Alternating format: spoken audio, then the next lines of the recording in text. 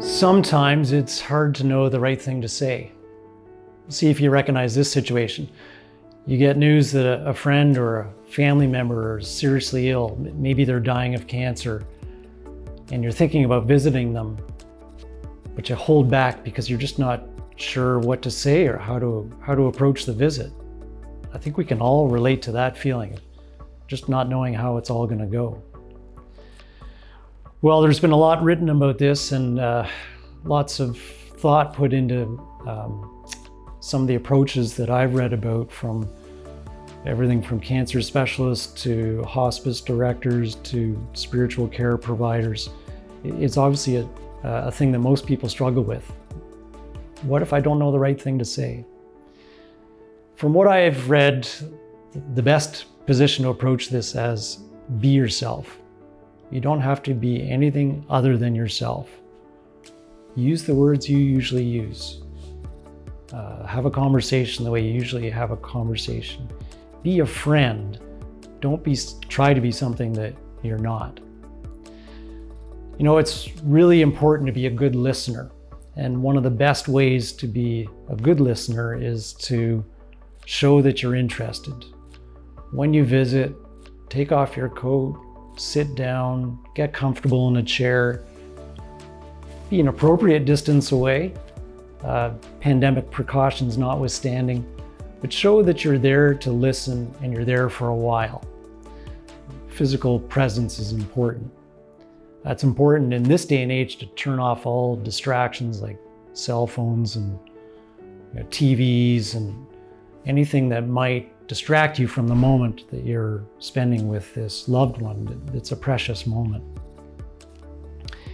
It's really important as a good listener to ask open-ended questions like, tell me what this is like for you.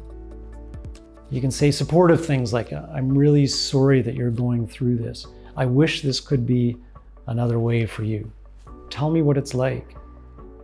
What's your day been like? These are all gentle questions that open up the conversation and let the loved one direct which way the conversation flows from there.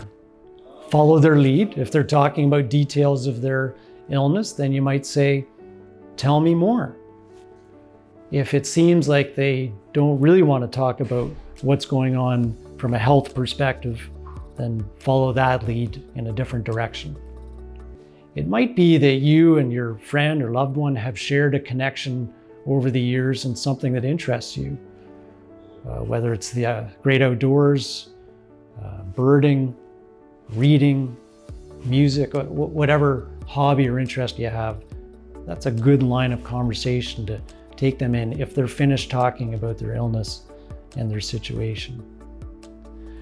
Sometimes there are no words to say, and silence is okay too.